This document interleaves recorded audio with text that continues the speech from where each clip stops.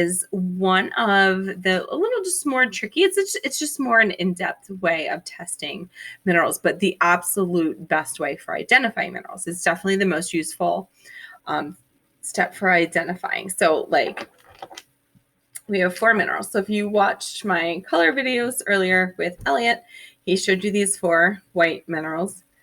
He called some of them pink, but they're all white.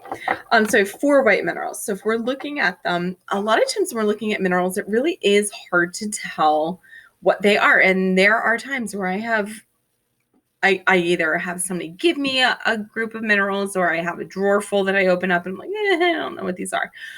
Hardness is, I would say, one of the most useful tests for identifying minerals. So hopefully you watched the earlier video because he does a really great job of explaining hardness, but he kind of just focuses on the glass and not a lot of detail. So we use simple things to try to scratch the mineral. Hardness means a resistance to scratching. Not the same as toughness. A mineral can be tough. You could smack with a hammer, it not break. Not the same as hardness. Hardness is literally just meaning that it's not going to get scratched. So we're going to start with talc. Talc's number 1. Here's talc. I showed you this in the luster video. This is super soft. Honestly, one of my favorite minerals just because it's soft. This is from a talc mine just outside of Yosemite. And you can like scratch with your fingernails and it's super soft. This is like a calm rock in our house. We just pet it. And Elliot throws it. So let's go to our white rocks and let's see what we have. So we're gonna pick this one up first. This is kind of like white, clear. It reflects light a little bit. I would call this vitreous.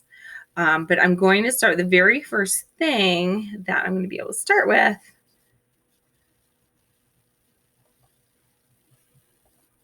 sorry, I'm trying to make this work, is your fingernail. I hate scratch testing. My fingernail is like nails on a chalkboard. I hate it, but okay, let's just do this. So this piece, I'm going to scratch it, and it's scratched with my fingernail. So that means my fingernail is about a 2.5 on the hardness scale. So that means that this mineral is softer than 2.5 because it got scratched. So that means my fingernail was harder than it. So it has to be less than 2.5. Our choices would then be here would be gypsum, which is a 2, or talc, that's a 1. Now, we just looked at talc. They don't look the same. So this is gypsum.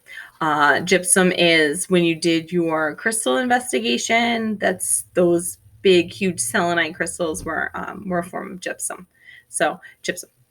In drywall. If you have an old, like a concrete basement, we actually, in my old basement, I used to live in the basement, it was concrete, and the gypsum crystals would actually grow out of the wall from the moisture, which was pretty cool. All right, so let's go for another white rock. I'm going to try to scratch it with my fingernail. Doesn't scratch. So the next thing I'm going to do is grab a piece of copper. We used to do this with a penny, but pennies don't have enough copper to do this anymore. So you actually need like something that's like a little piece of copper here. And I'm going to scratch it, and it scratches. And I can feel as I'm scratching that it's actually like digging in, and I can like see that it's scratched. So because it didn't scratch with my fingernail, that means that it is harder than 2.5. But it got scratched by a piece of copper. So it's softer than 3.5. So its hardness range would be between 2.5 and 3.5, which would make this a 3, and this is calcite. And there's lots of different forms of calcite. You're going to see a lot of them, but this is regular calcite. All right, so let's move on. Sorry. I could never be just like a fully online teacher. This is just terrible. This is another white rock. So we're going to start with fingernail. Does not scratch. I'm going to find my copper. Ooh, and you can see I'm actually breaking pieces of mineral off, and did not scratch. So that means that it's harder than 3.5. So we're going to move on to a nail. And I'm going to try to scratch with a nail. Ooh, it actually like scratched the lighting's terrible. Sorry, guys. Actually scratched the nail onto the rock. So this is harder than 4.5. Now, when we get to glass, it gets a little tricky because I'm going to take our glass. Now, you should be doing this like down on a table. You should not be holding things in your hand, but you won't be able to see if I do. I've actually broken a slide into my hand before, so be careful if you're going to do this. You find a spot on the glass. Oh, it's a bad noise too. And you rub it along, and it scratched the glass there. So that means, and this is different because we're not scratching the mineral. Now we're scratching the object. That this mineral is harder than 5.5 because it's harder than the glass because it scratched the glass. So the last thing we have left to try on this is a steel file. So I'm going to take that steel file, and I'm actually, if you can see, like totally powdering my poor little mineral here. So it is not scratching with this steel file. That means that it is harder than 6.5. So this is either quartz, topaz, corundum, or diamond. Now, we can eliminate diamond because obviously I don't have a diamond this big. But let's talk about topaz and corundum. So these are other options. So one of these is topaz, one of these is corundum. And what we need to do then is to actually like try to use one to cut the other. So I'm using this one. It's not scratching this at all. So I'm going to try to find a point on this. Ooh, I can feel it's like kind of like grinding. Definitely cutting that.